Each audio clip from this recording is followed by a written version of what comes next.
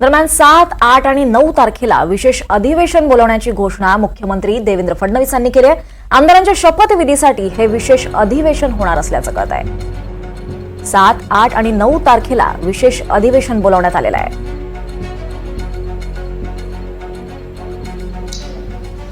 विधानसभा अध्यक्षाची निवड ही मुंबईच्या अधिवेशनातच आम्ही करू, कारण नियमच असा आहे की शपथ झाल्यानंतर अध्यक्षाची निवड करावी लागते। अध्यक्षांच्या निवडीनंतर राज्यपालांचं अभिभाषण करावं लागतं। त्यामुळे ती सगळी प्रोसेस आताच आम्ही मंत्रिमंडळाने शिफारस करून राज्यपालांना पाठवलेली आहे की 7, 8 आणि 9 या 3 दिवसात ही शपथ घ्यावी।